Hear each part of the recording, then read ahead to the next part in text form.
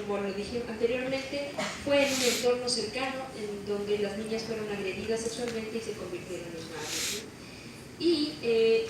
asimismo, en el entorno educativo también ha existido y se ha registrado un alto número de víctimas de delitos sexuales. En todos los casos son niños y niñas las víctimas, ¿no? Entre el 2014 y el 2017 se registraron 882 casos en el sistema educativo. Entonces, como ustedes ven, estas son apenas, parecieran las estadísticas bastante frías, son números realmente, como la niña que me precedió en la exposición lo manifestaba en su relato, el cual me pareció conmovedor. Son justamente los entornos familiares a veces los que encubren a muchos agresores y existe un alto número de embarazos infantiles, embarazos precoces que ocurren en este contexto, ¿no?, de inseguridad.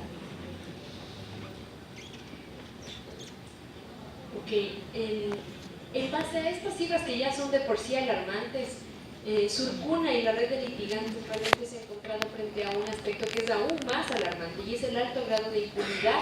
que existe en torno a estos casos. Pues apenas el 10,8% de los casos de víctimas de delitos sexuales, cuando son niños y niñas, solamente el 10,8% consiguen interponer una denuncia. Cuando nosotros, como les comentaba, hicimos este análisis de ir a las ciudades para entrevistarnos con operadores de justicia y para entrevistarnos también con abogados y abogadas y casas de acogida, pudimos ver con preocupación cómo realmente es ínfimo el número de casos que llegan al sistema judicial comparado con el número de casos que se registran y que no han podido iniciarse investigaciones frente a estos casos, ¿no?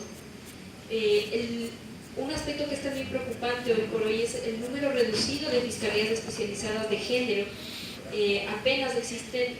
71 fiscalías especializadas en género en 21 de 24 provincias. Y lamentablemente las reformas y las políticas judiciales que han sido implementadas dan cuenta de que las fiscalías están reduciéndose cada vez más. Otro aspecto importante es el alto grado que existe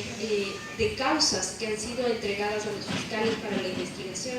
Por ejemplo, en Quito, la coordinadora de la unidad de violencia de género, la fiscal Mayra Soria, tenía asignadas 5.000 investigaciones a ella, ¿no? Y esto da cuenta de realmente estas barreras al acceso a la justicia, que es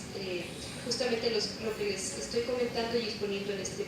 punto de mi exposición, ¿no? Otro aspecto importante es la falta del equipo técnico que existe. No existen peritos de contexto acreditados, existen provincias que no tienen un número suficiente de peritos psicólogos, de peritos trabajadoras sociales o de médicos legistas, ¿no? Y esto también constituye por sí mismo una barrera para que los niños y niñas puedan acceder a la justicia. Ahora, a mí me gustaría también referirme al contexto que existe aquí, ¿no?, propiamente en Machala. Cuando vinimos a hacer este estudio, de entrevistarnos con actores locales, de entrevistarnos con juezas,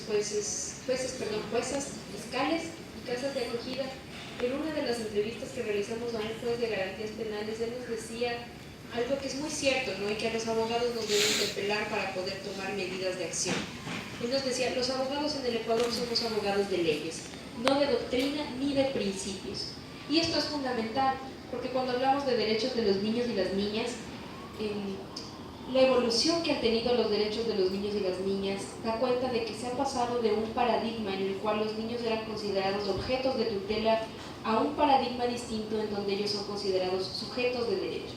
Esta doctrina que hizo posible el poder poner a los niños en el centro del debate, el poder hablar de los niños como titulares de derechos y no como incapaces relativos, que es como los ha venido tratando la doctrina civilista, la doctrina que en el derecho simplemente se ha enfocado en ver a los niños como incapaces de poder, por ejemplo, suscribir contratos, o que por su grado de madurez son personas que todavía no pueden participar activamente dentro de la sociedad. Pues frente a este trato de incapacitarles, de tratarles como menores y como objetos de tutela, surge la doctrina de la protección integral. Y es lamentable, como manifestó el juez, ¿no?, el juez que fue entrevistado aquí en la ciudad de Machala para nuestro estudio. Él nos decía de una forma bastante triste este hecho que es lamentable, pero es cierto, que los abogados hoy por hoy no son abogados de doctrina. Es decir, que todavía existe como una brecha muy grande en hacer posible que los abogados conozcan los principios, los derechos de los que son titulares los niños y las niñas. junto a eso me parece también interesante dar cuenta del testimonio que fue acreditado por este juez entrevistado, ¿no? Él nos decía que cuando él fue juez entre el año 95 y el año 2008, él asumió una judicatura y nos decía cómo la precariedad del sistema justamente se veía en la medida en que no existían cámaras de Gesell, que son las cámaras donde los niños víctimas de delitos sexuales y las mujeres también víctimas de delitos sexuales y en general las víctimas son entrevistadas para favorecer que no sean revictimizadas y para que se les pueda dar un trato sensible y profesional, ¿no? Él nos decía de una forma que ilustra bastante la precariedad, con que no solo en Machala y en el Oro existe, sino una precariedad que existe todavía en muchas provincias de nuestro país y en donde, si bien es cierto, existe, por ejemplo, un número de cámaras de Gesell para favorecer los testimonios de los niños y las niñas, todavía sigue siendo un reto que existan profesionales sensibles y que tengan una técnica adecuada para entrevistar a los niños, ¿no? Ok, ahora quisiera pasar a referirles a algunos aspectos que, si bien igual parecieran cifras, datos duros, estadísticas, realmente dan cuenta de lo que nos convocó a reunirnos el día de hoy en este foro y el día de mañana en un taller que será dirigido a abogados y abogadas, ¿no? Y operadores de justicia.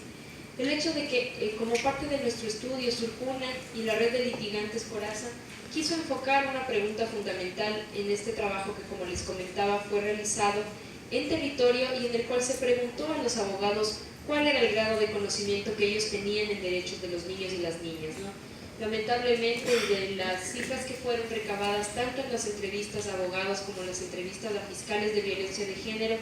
vimos que más del 60% de abogados había admitido que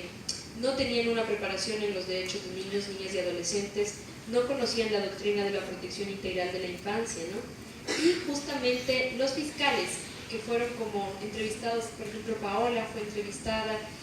muchos fiscales a lo largo de varias ciudades y provincias fueron entrevistados y ellos acreditaron que el 100% de abogados que hoy por hoy litigan en nuestro país tienen una escasa formación en derechos de los niños. Junto con este aspecto,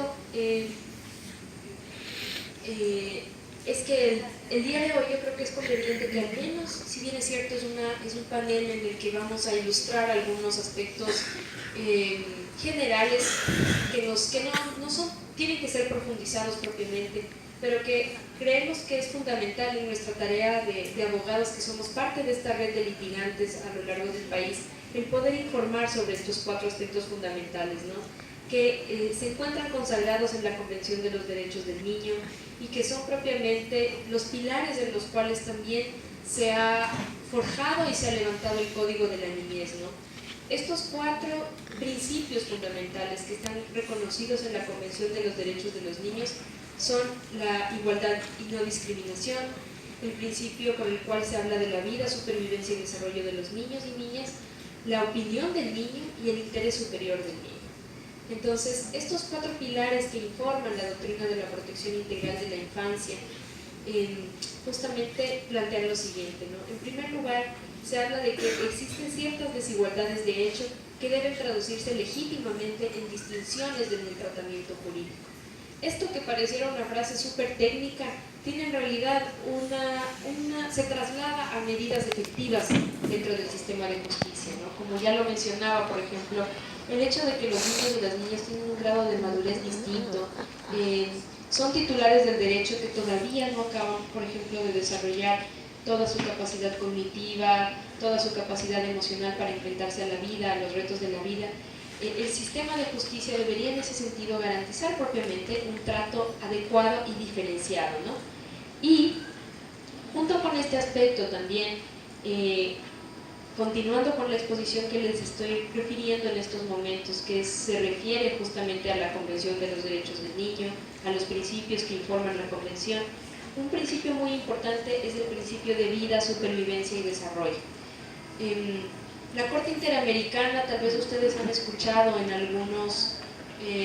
los noticieros o tal vez han leído en algún titular en el comercio, en el periódico. Esta corte es una de las cortes de más alta jerarquía a nivel regional y muchos países, entre ellos el Ecuador, Guatemala y otros países que han suscrito la Convención Americana, han sido demandados ante la Corte Interamericana por vulnerar los derechos de los niños también. Ocurrió que hace muchos años el Estado de Guatemala fue llevado ante la Corte Interamericana justamente para hablar cómo un derecho fundamental de los niños es el derecho a una vida digna, ¿no? Y en esa oportunidad, cuando el Estado de Guatemala fue denunciado ante esta alta corte, se empezó a problematizar y a cuestionar dentro de la región la importancia de hablar de que los niños de la calle, por ejemplo, estaban siempre expuestos a vejámenes, a tratos arbitrarios. Incluso ocurrió que en el caso que fue llevado ante esta corte existieron ejecuciones extrajudiciales contra varios niños de la calle que vivían en condiciones muy precarias, ¿no? Y en donde a partir de los hechos de ese caso se pudo profundizar en la importancia de hablar de que los niños tienen derecho a que se les garantice una existencia digna. Y eso es fundamental, porque cuando hablamos de casos de niños y niñas víctimas de violencia que son llevados al sistema de justicia, muchas veces pensaría uno que el proceso judicial es por sí mismo ya una salida para tratar un caso y que ahí debería culminar todo en una sentencia. Pero justamente hoy por hoy es un reto para los abogados y para el sistema judicial poder entender e interpretar que muchos niños y niñas no solo son víctimas de delitos sexuales por eventos fortuitos que ocurren, ¿no? Sino que son víctimas de estos delitos en contextos de precariedad, en contextos en los que la sociedad, el Estado y la familia lamentablemente han fallado en su deber de garantizarles sus derechos mínimos, ¿no? Entonces, hoy por hoy es un reto fundamental el poder asegurar este principio, ¿no? La vida, supervivencia y desarrollo de los niños. Siguiendo con otros de los principios que son fundamentales cuando hablamos de niños, niñas y adolescentes, la opinión del niño ha sido también, siempre ha sido un tema controversial dentro del sistema judicial, ha sido un aspecto sobre el cual las altas cortes también han discutido, el Comité de los Derechos del Niño de Naciones Unidas también ha discutido, y un aspecto que ha marcado también un reto para la red de litigantes a la que pertenezco y que represento en esta ocasión aquí, ¿no? Y justamente es el hecho de que la opinión de los niños muchas veces es anulada, muchas veces vemos con bastante pesar que las personas adultas tratan a los niños como objetos, o sea, con el supuesto hecho de favorecer la no revictimización de los niños son marginados del proceso judicial, no se les trata como actores dentro del proceso y tienen un rol residual, su voz es realmente anulada. Entonces, frente a este aspecto concreto, pues se dice que el hecho de que el niño sea muy pequeño o que se encuentra en una situación vulnerable no le priva del derecho a expresar su opinión ni reduce la importancia que debe concederse a sus opiniones al determinar el interés superior, ¿no?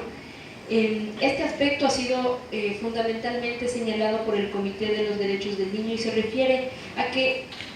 son los operadores de justicia, son los trabajadores sociales, son los psicólogos, los abogados y abogadas, quienes tenemos esta tarea, ¿no? De poder promover mediante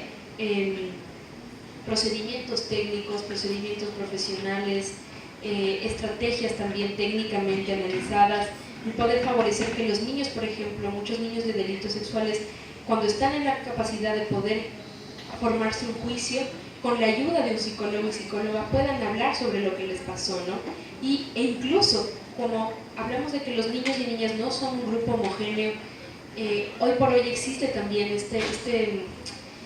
nuevo deber al que se ve abocada la Administración de Justicia de favorecer que, por ejemplo, existan profesionales psicólogos que faciliten y que puedan ayudar a entender cuáles son la sintomatología de un niño que tal vez no pueda expresarse verbalmente, pero que son justamente los comportamientos que tiene los que pueden evidenciar que ha sido víctima de una agresión sexual. Finalmente, el interés superior del niño es otro de los principios que son las herramientas